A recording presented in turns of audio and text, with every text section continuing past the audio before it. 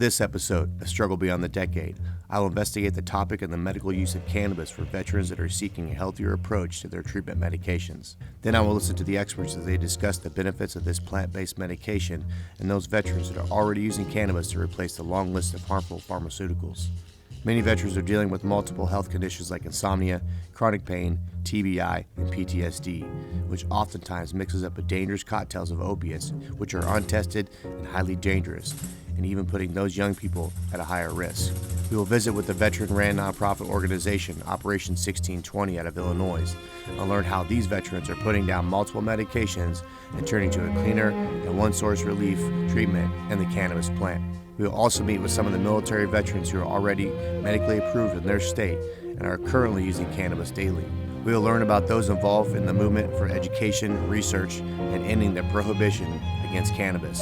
Finally, we will hear from our medical and science experts about the progress of legalization and state policies that are making it difficult for veterans in red states that are not approved for using cannabis for conditions like PTSD or TBI, which is more than 40% of the significantly higher than its civilian counterpart. So stay tuned as we roll up into another episode of Struggle Beyond the Decade.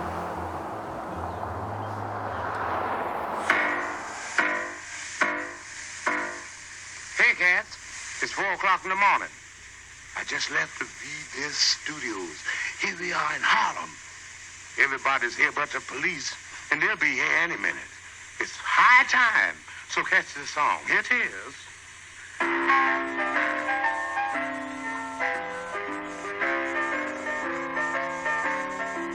Say, I dreamed about a reefer 5 feet long, a mighty mess, but not too strong. You'll be high, but not for long, if you're a viper. I'm the king of everything. I got to be high before I swing. Let the bells ring, ding dong ding. If you're a viper, say you know you're high when your throat gets dry. Everything's dandy. Oh yes, you run down to the candy store, bust your conch on peppermint candy. Then you know your little brown body's sent. You don't give a darn if you don't pay rent, 'cause the sky is high. So yes. Yes, I vibe a bit. Well, I'm gonna vibe a bit on the 88 now.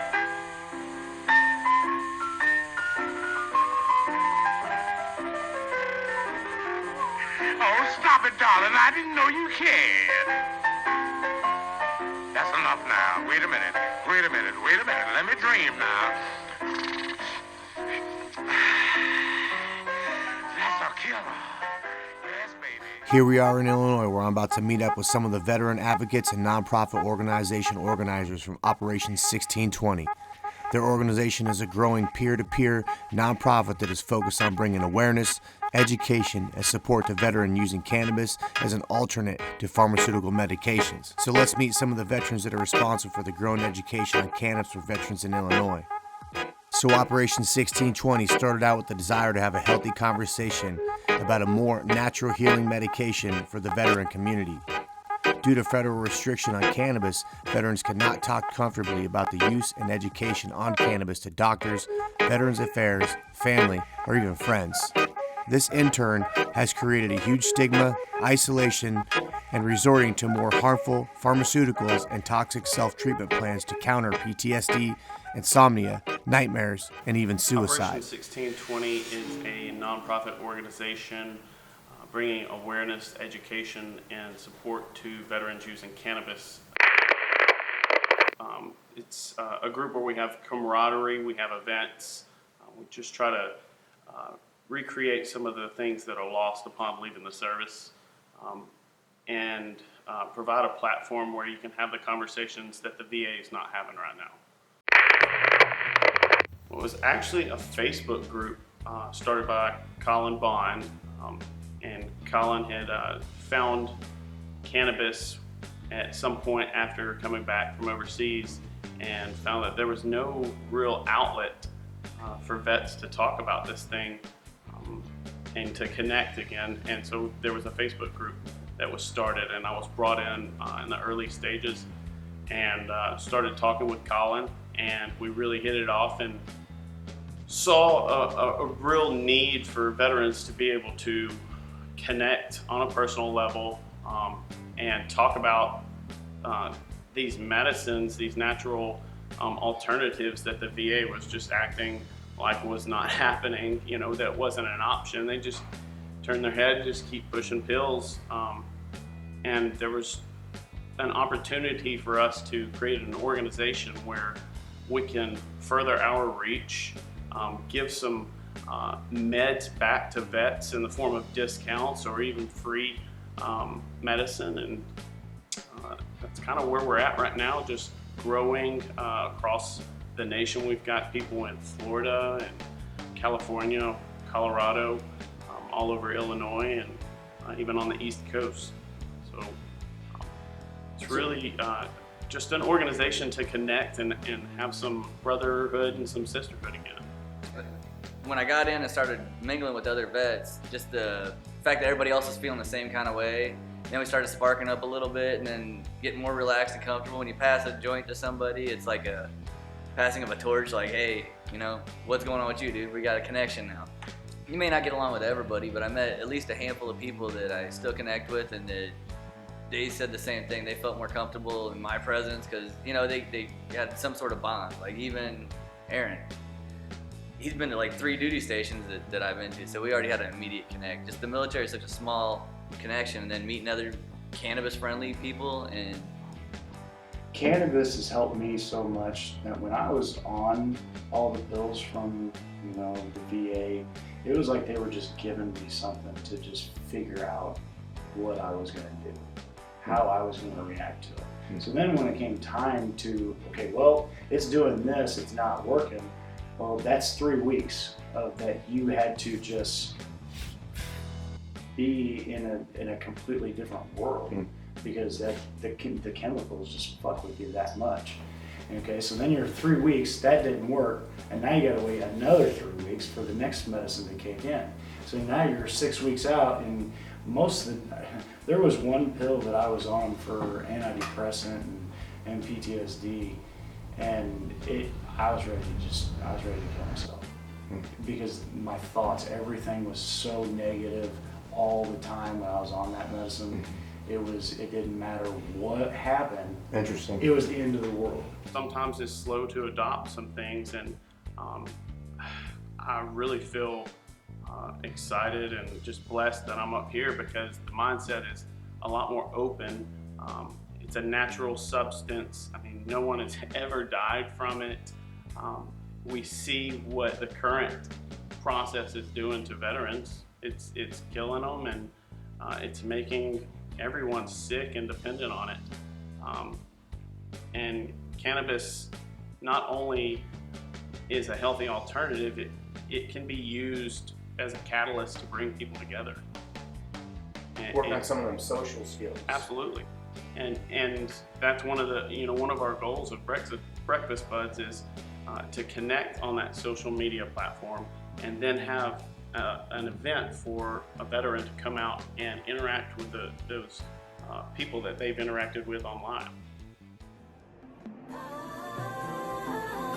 Now it's time to check out Buds and Breakfast, where the organizers of Operation 1620 provide a positive environment and provide resources from growing tips, discounts, and healthy facts about the cannabis community. This monthly community event for veterans, Breakfast Buds, share a free meal with other veterans and participate in an educational group activity before breaking off to go visit the dispensaries. I just had to stop, and just be like, guys, this was my vision on Breakfast Buds, because getting together, talking over breakfast, going and visiting dispensaries, you connect that bond. You can actually talk about real shit that you can't always talk about out here. And you can't always talk to civilians because they may not understand where you're coming from. Right. They don't know your thought process. And that's what I was trying to get out of Breakfast Buds, is just being able to connect with other veterans that understand and get it. Diagnosed me with severe major depression, and they attribute that to part of my time in service. So that helped me, and then with both of us, getting the help with cannabis, it brought us closer together again. I think that, something like what you're doing right now, to get that out there, that we're not just your average person out there using cannabis to get high. We're actually using it to treat something that's actually wrong with us: PTSD, depression, anxiety, those types of things. I think our community has this idea that we're just doing this to get high, and they don't realize that people even older than myself are having to use it for issues of pain and things like that.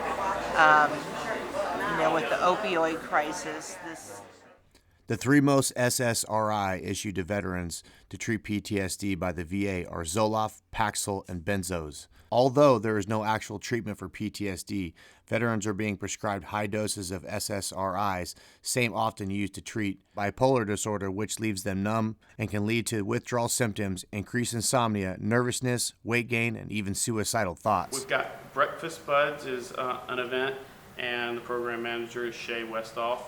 And it's an event where we come together, we have breakfast at a certain location, and then we go to the dispensary. And we normally have discounts that we've talked with the dispensary and some cultivators about, that they'll pass the discounts off to veterans that attend this event. And then afterwards we go and we do something where we hang out. Like we've been to an event where someone was blowing glass, and it was just fun to be able to watch that, talk about it, and just kind of hang together and see something that you hadn't seen before. Okay, and so what are some of the results that you've seen out of some of the people, especially their first time, coming to the event, probably a little nervous, a little shy? There is absolutely a little hesitation in the beginning. You can see some people, and sometimes it's I recognize them from some of the discussions we've had on the social media page, and there's an automatic bond because you've already had conversations before, and you can almost just pick those right up, or say, I saw that photo that you posted, where you were somewhere out, and I recognized a location.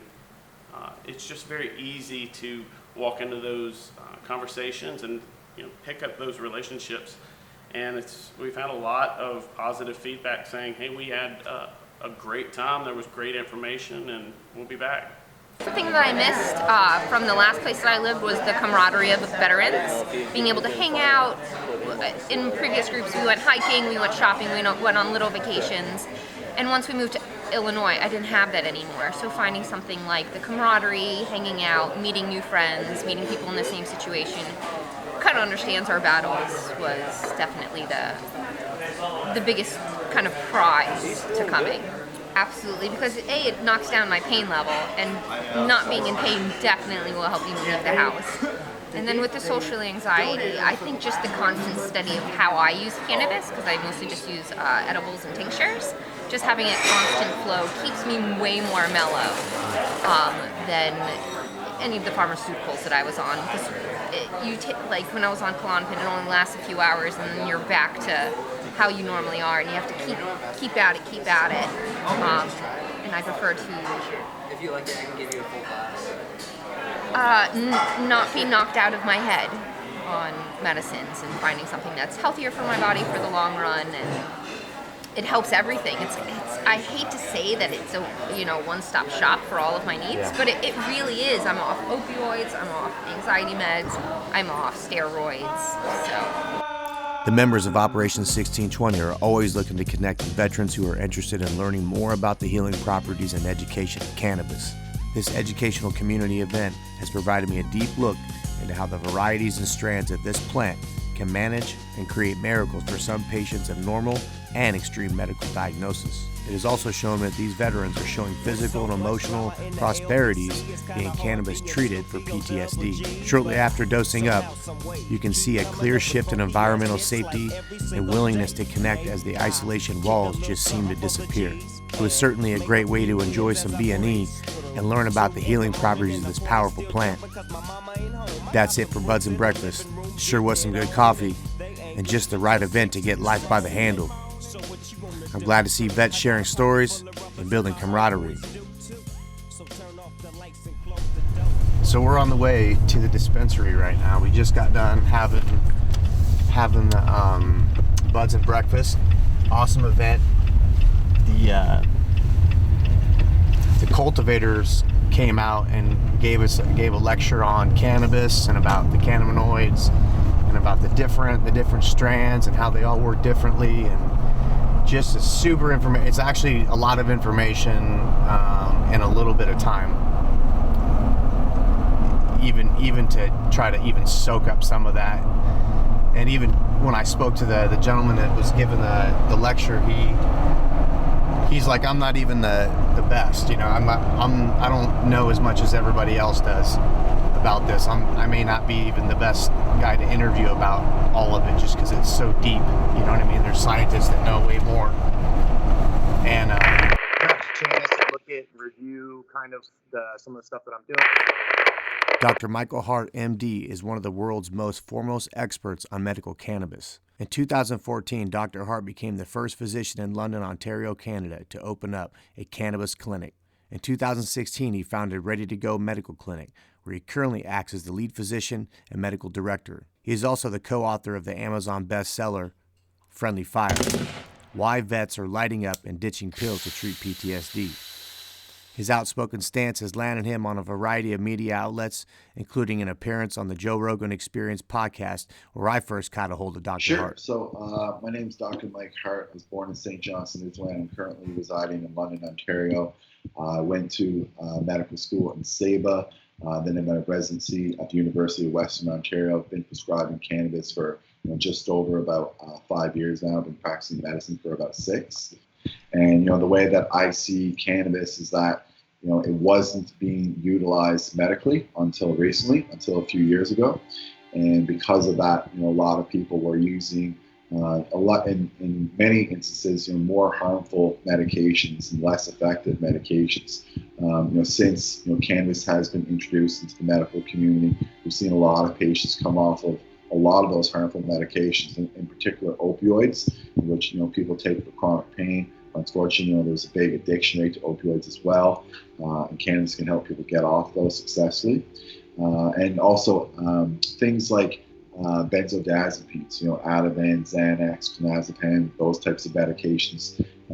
Cannabis has been fantastic for helping patients come off of those medications as well. So, I am now doing some formal research that will be, published. But in terms of research I can give to you today, probably mostly just be discussing anecdotal reports and what I've seen in my practice.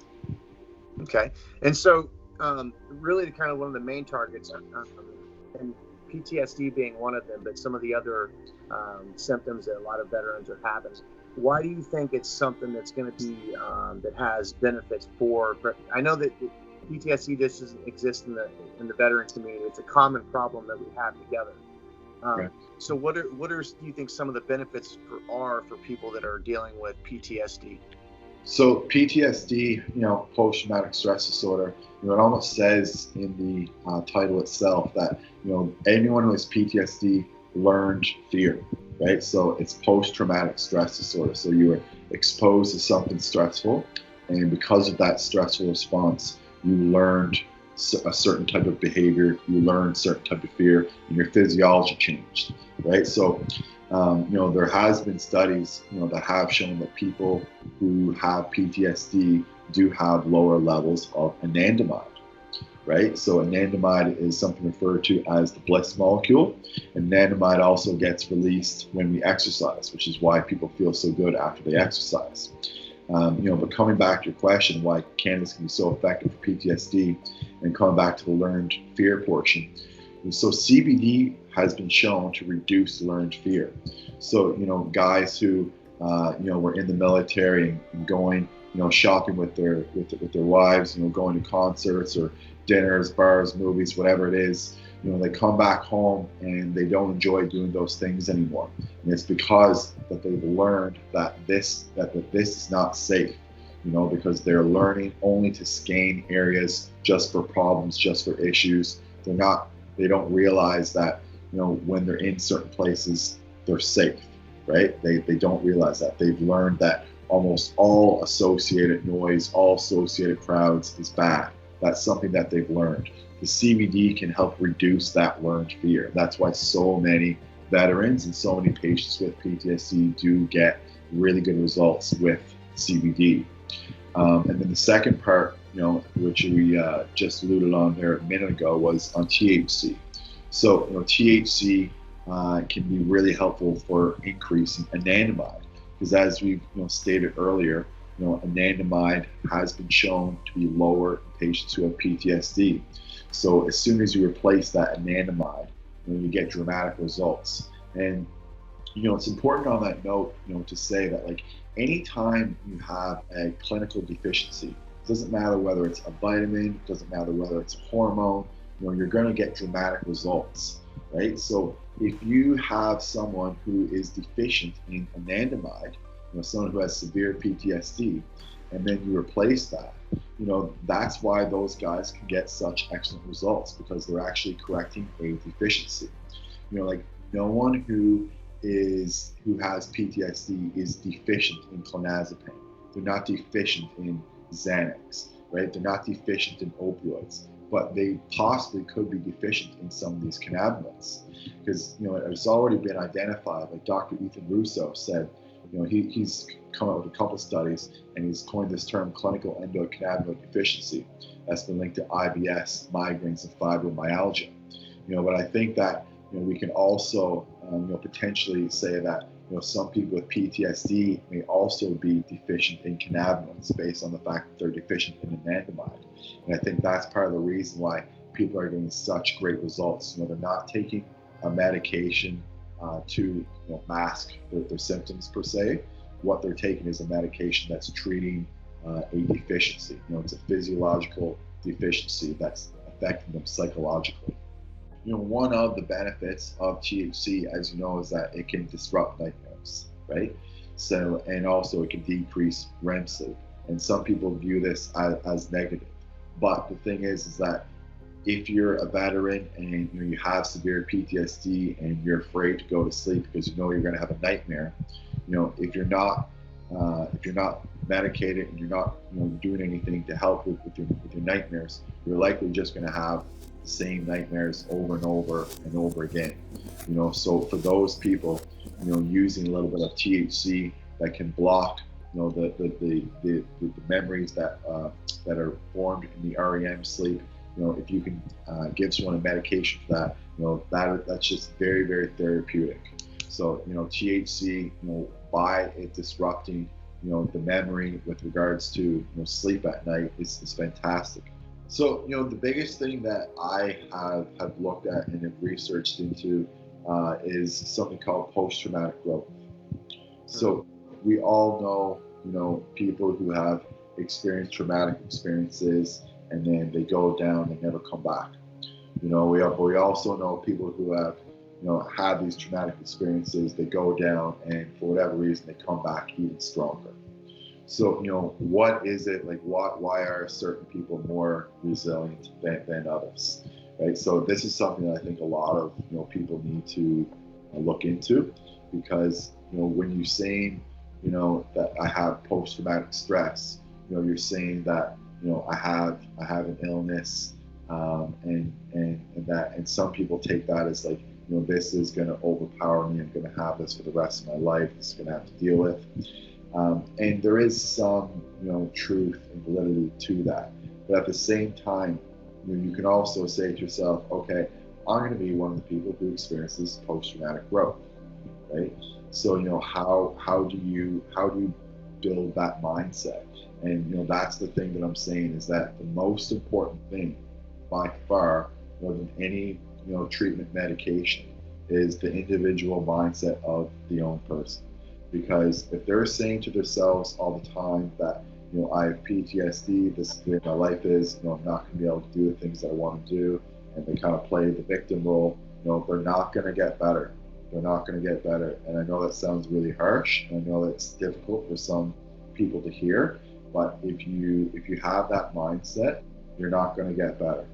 Okay, like if you someone who experiences post-traumatic growth, a lot of the things that they have is they have some type of spirituality. They don't need to be religious by any chance, but spirituality, what it does is it gives people hope, right? So without that, like, people can become very, very, nihilistic. They basically just think like, what is the point, right? So spirituality can definitely provide people with a lot of hope. And I mean, that is the big thing in depression. Once you become hopeless, then you're depressed. If you're hopeful, you're not depressed, right? So having some type of spirituality is good. You also, too, you need to have a support group, right? So you need to have people who are supporting you. It can be people who have the same type of experience as you, because that way you can relate to one another, and that's fantastic. And it can also, be someone who doesn't have, PTSD. The person doesn't necessarily have to have PTSD to support you, but you have to have some type of support group.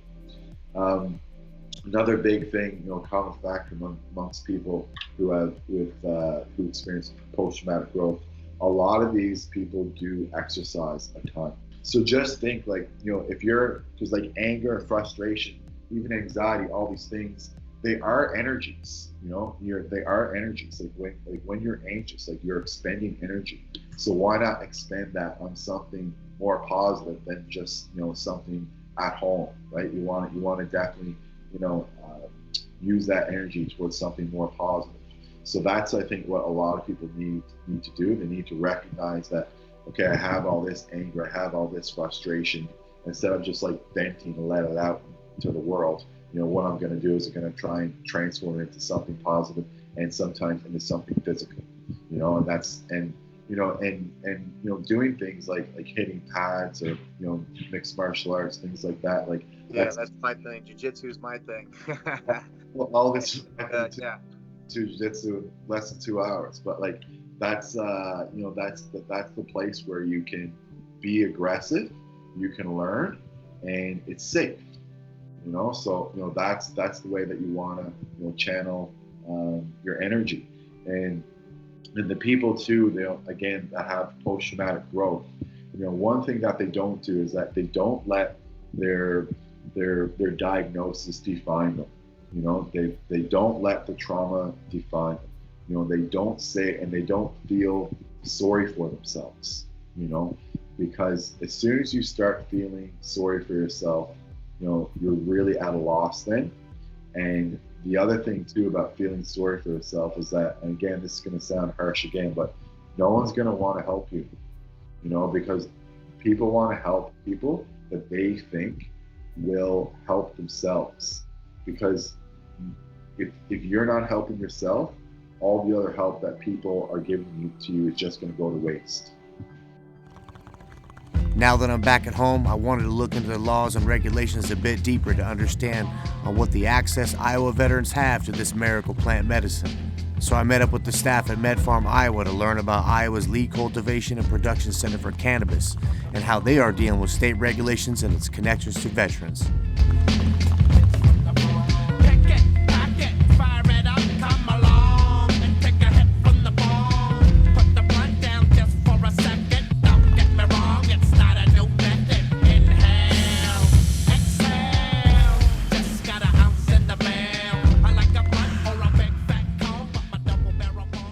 My role as general manager is really overseeing this entire operation, both manufacturing and dispensary. So with the help of my team, helping to really lead this company as, like we mentioned, the first and currently only manufacturer of medical cannabis in the state. So my role is technical business development, which really encompasses quite a few things. I get to read a lot of scientific articles. I do physician education, community education, and I put together some of the guidelines for dosing within the state of Iowa. Sure. So if you would have asked me a year or two ago, where do you see yourself in 2 years, this 100% would not have been where I would say I would be. I came up from a very conservative pastor's family all through high school and through school. I was a DARE coordinator, DARE winner.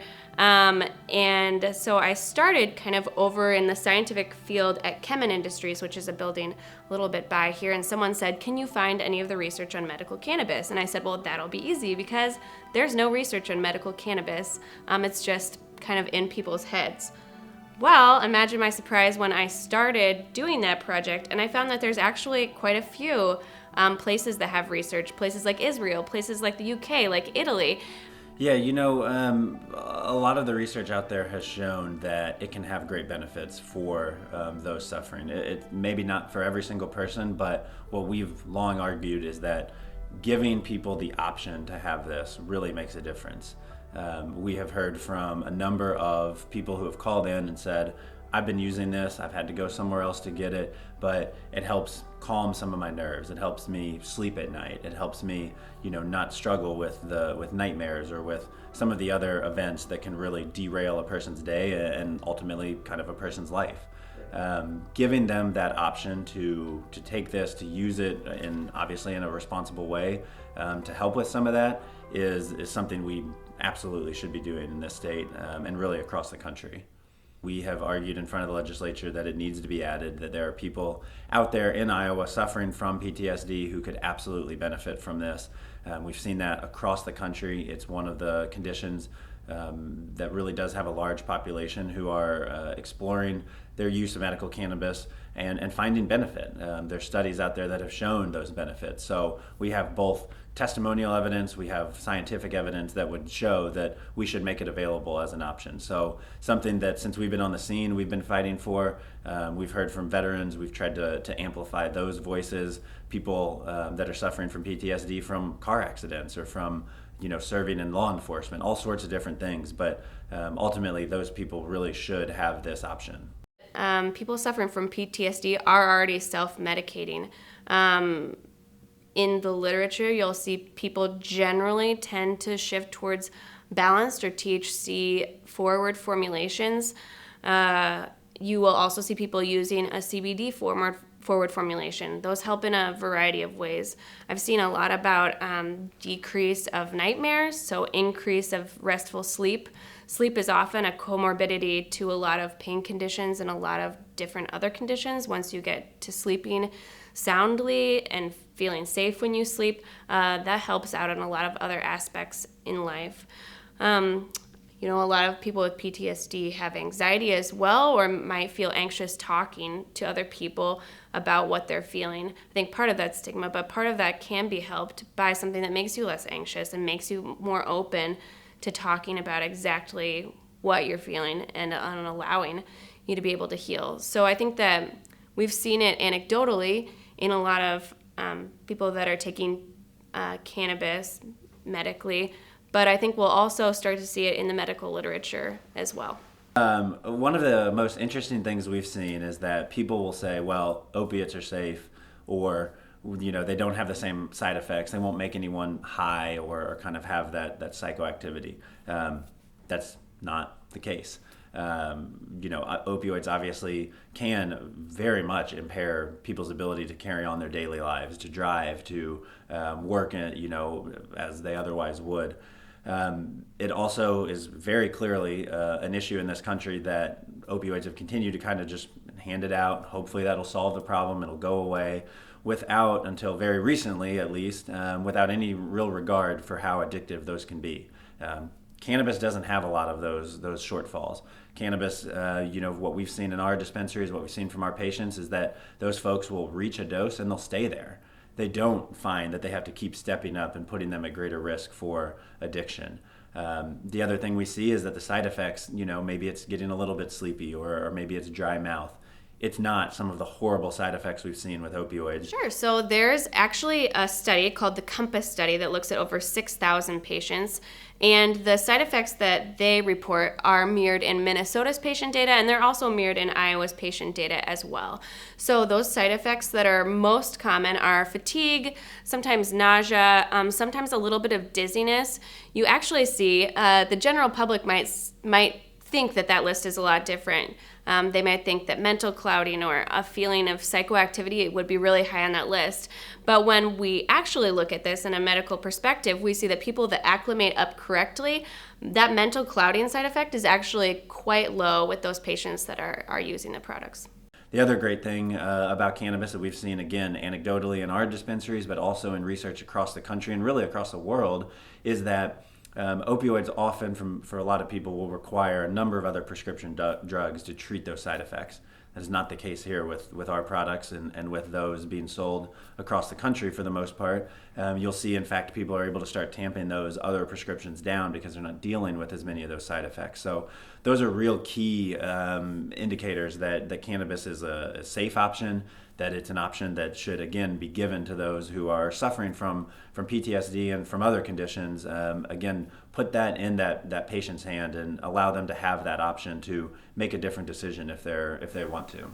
Awesome. I brought the head of my security, Frankie the Beans, with me. He wanted to make sure everything was safe for the boss man. Let's go, Frankie.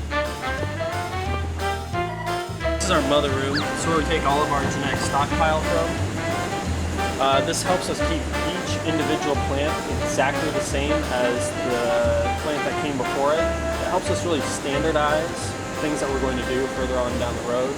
So it's like the grandmother. Nope. It's like Jesus, Frankie. mother, right? So each one of these plants are female. Hey, Frankie, you love the ladies. Take a cutting and you turn it into a bunch of little plants. You can see some of that right over here. But we just have a few little cuttings where we're doing some testing. This is a pretty sophisticated setup. I wasn't for sure if Frankie the Beans was tracking, but at least we're learning some of the scientific facts about growing cannabis. So, science is all about replication, right? How do you spell replication, Frankie?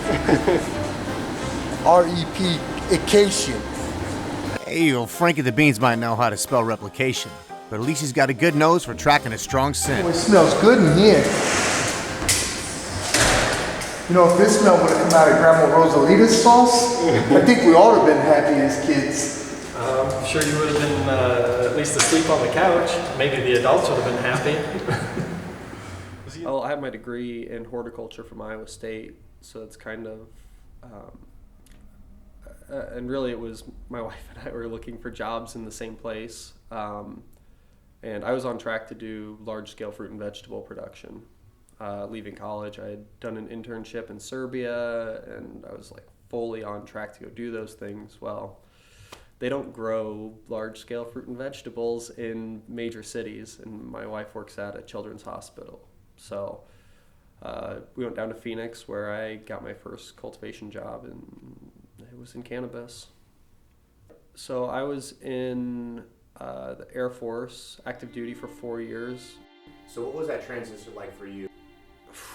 That's tough, right? I mean, it's good and bad, because to some degree you don't have to put up with all the stuff that comes with the military. You know, no more deployments, no more TDYs, no more, you know, duty. That's just stuff that you don't want to do. But on the other hand, it's like losing a family, right? It's almost like losing an appendage, because you see your friends every single day at work, and then you get off work and you're just sitting around at home, and boom, instantly your phone goes off. It's like, hey man, I'm bored, you want to come over, play FIFA? And it's just like you're constantly surrounded by like this family's kind of a, not always the greatest word for it, because everyone has their own family dynamics, but it's, I don't know. But you know, then you leave, and that can be difficult to leave that behind, but at the same time, you don't have to put up with the military. So I think a lot of it is, it's that loss of identity and that loss of, I don't know if you just got done reading a book by Sebastian Junger, Tribe. I don't know if you've read that book or not, but I mean, he talks about that. It's, you know, you identify yourself as several things throughout your life, you know, father, husband, brother, son, all these things. And one thing we do is when you're in the military, you're like, you know, I'm a soldier, a sailor, Marine, airman, whatever it is that you are, and you are that. And it's such, you know, I mean, it's the military, right? It's, you have brothers always, you have sisters always, and they're right there. You see them every day, and it's just who and what you are. You just, it's inescapable.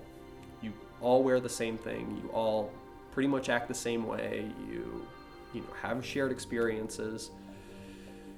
And I think losing that, it's really, really, really hard.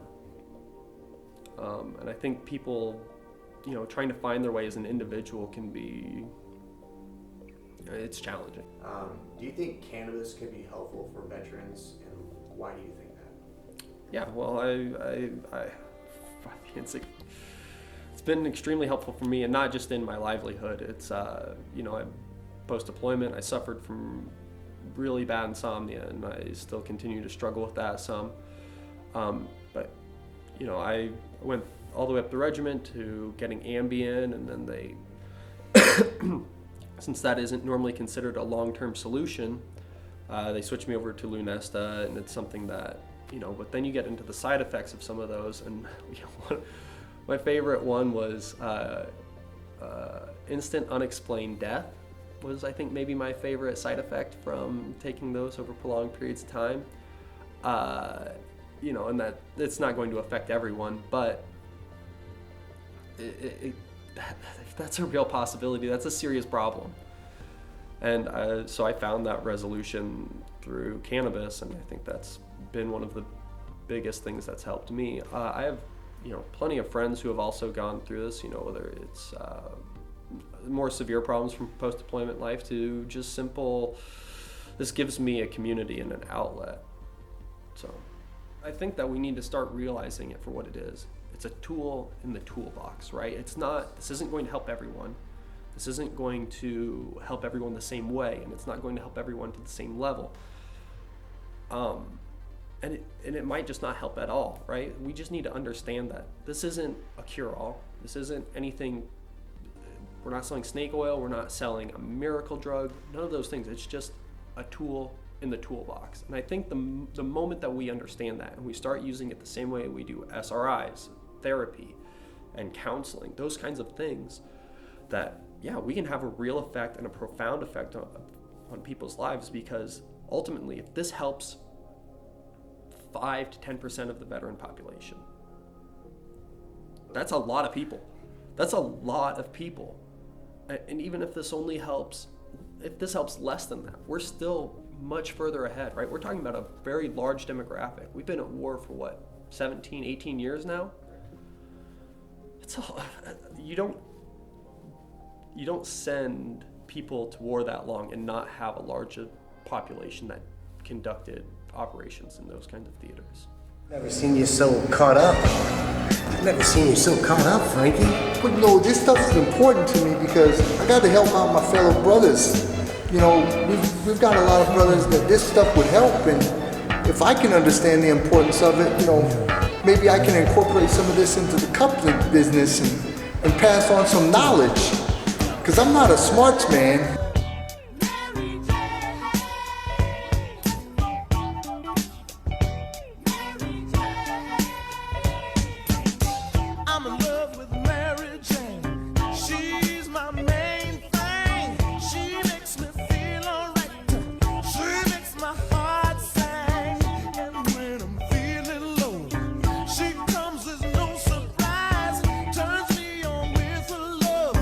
Takes me to paradise.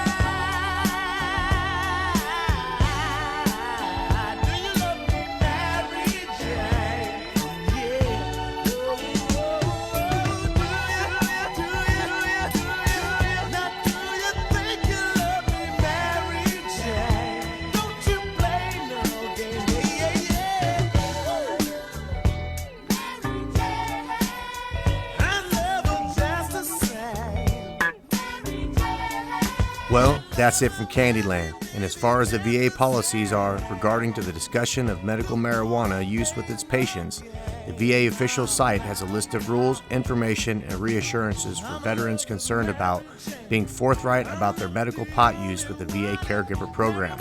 Veterans will not be denied VA benefits because of marijuana use. Veterans are encouraged to discuss marijuana use with their VA providers. Even though their access and information is limited, take the power into your own hands. Do your research and combine health and holistic tools into your treatment plans. And remember, don't let your past trauma define you. Be a part of the post-traumatic growth and put your energies into positive and healthy living routines. So, as a Army wife, I feel for you guys. I think it's a complete travesty and a little bit of a slap in the face that other programs, even our neighboring programs, have recognized that this is something that we can talk about and have recognized that this is something that we can do something to help. We will keep fighting to get PTSD as an approved condition, because I would say we have daily people come by and say, what about us? You're pretending like we don't exist. You're pretending like this doesn't exist. And that is simply unacceptable. Let's go get stoned. Let's go get stoned. Everybody, let's go get stoned.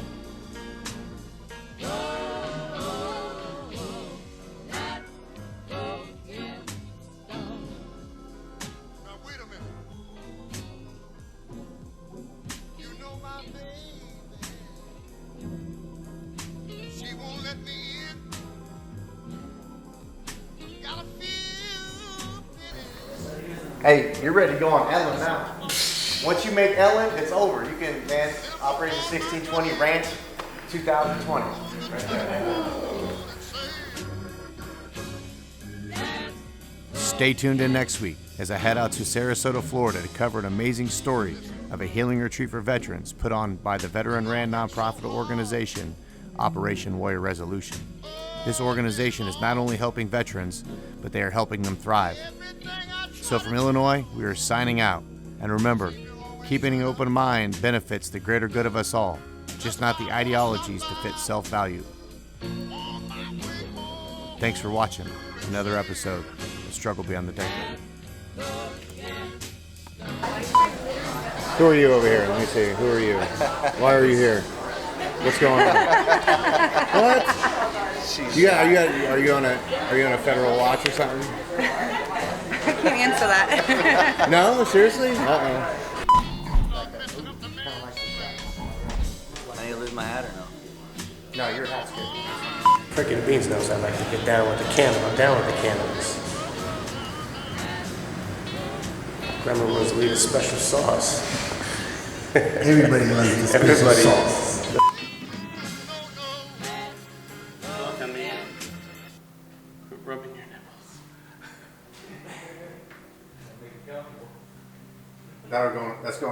That one's going on the outtakes. You need a cue card? You don't need no damn cue card. Man, you got this. My name is Caleb Masoner with Operation 1620. You've been watching Struggle Beyond the Decade.